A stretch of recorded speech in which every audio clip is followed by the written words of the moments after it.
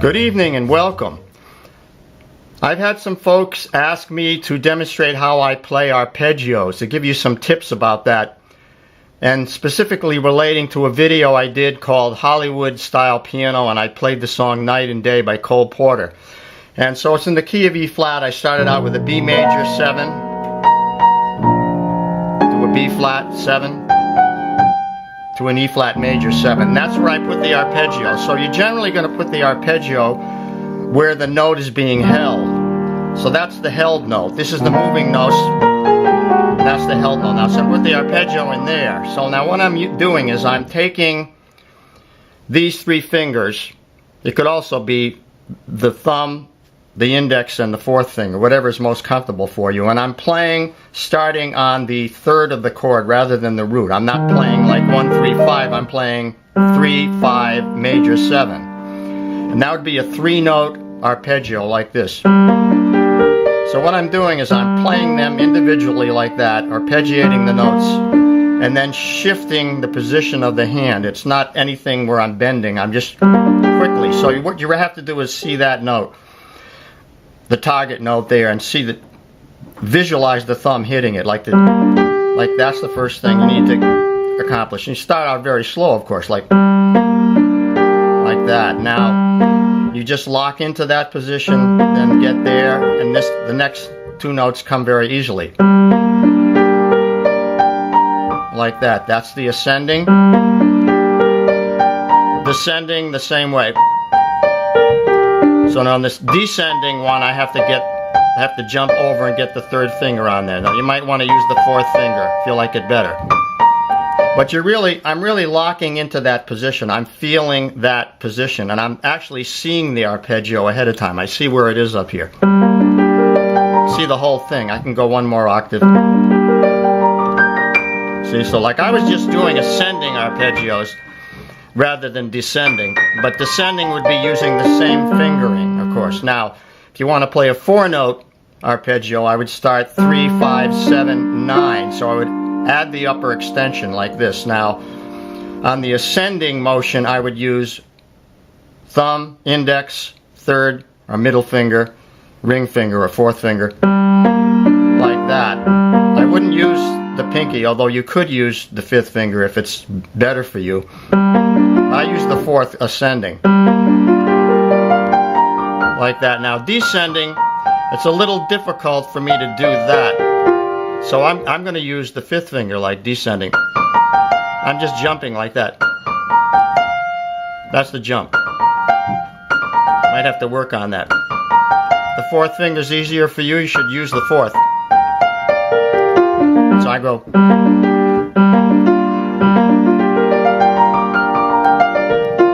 I'm not as good with that as I am with the 3 notes. But that's essentially the first one you want to practice. Now you can play it like that, or you can play it as, you could vary it, the exercise, and make it a diminished chord, or a 7th. If you wanted a 7th chord to be a dominant 7th, it would be like that. Minor 7th would be, see how that works? And then diminished would be, that's 4 notes now. Yeah, or if it's 3 notes, it'd be this. So you want to start out very slowly, but it's fun to kind of go through the different types of chords, like major 7, dominant 7, minor 7, maybe minor 7 flat 5, like this. See,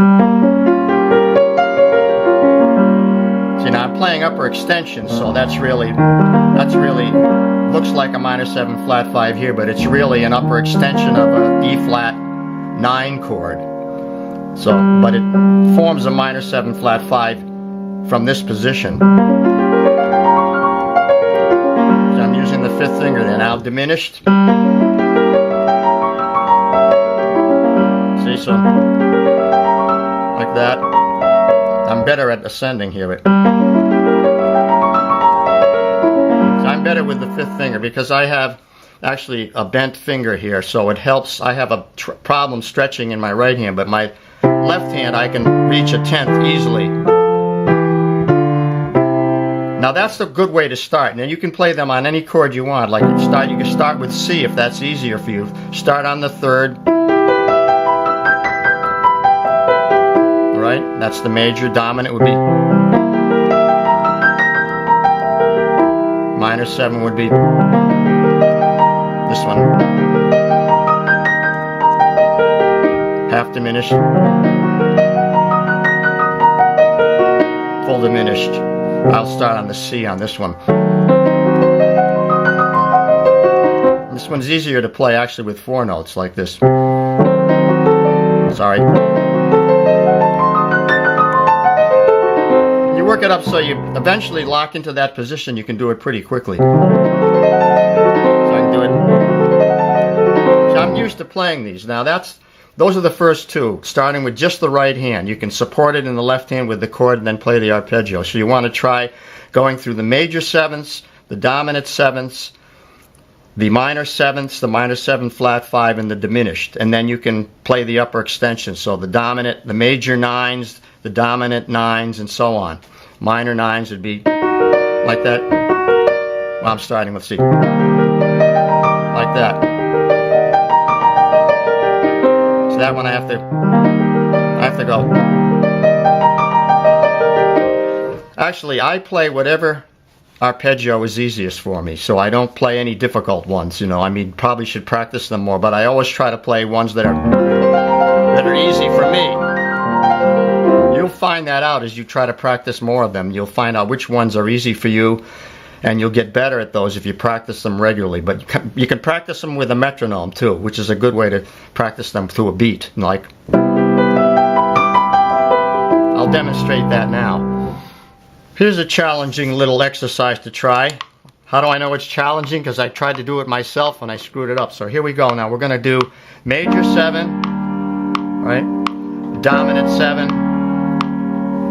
minor 7, half diminished, and then full diminished. To the count here, this is set on 84 right now. You can start slower or faster, whatever you can do. 3, 4, major 7. Dominant 7, minor 7, half diminished. Don't speed up. Full diminished. So I goofed that up now. I'll start over.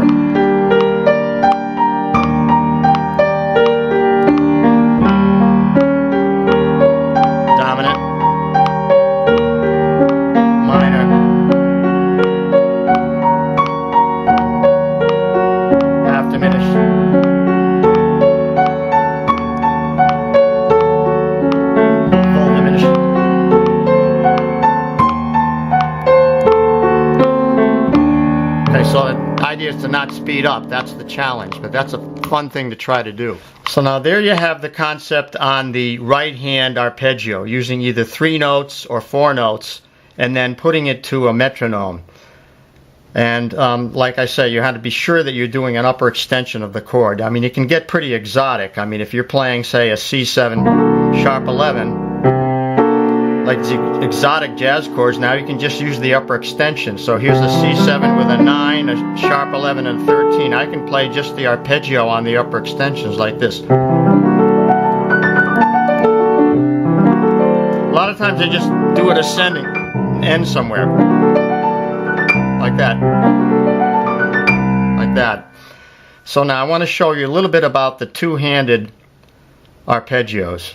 And first, a very simple one. Let's take the same chord, that E flat major, and now I'm going to do this. I'm going to just, instead of playing the chord like that, I'm going to arpeggiate it in the right hand like this. So I'm going to put the bass note in the left hand. You can't see it, but I want to be close enough here. But I'm playing the E flat down there. Then I'm arpeggiating this, or it's like a broken chord, like that. And then what I do is I duplicate it in the left hand like this, like that. Then I go up to the next octave like this. And that sounds really good. It's pretty easy to do. I only do the easy things right here. have to practice it slowly, of course, but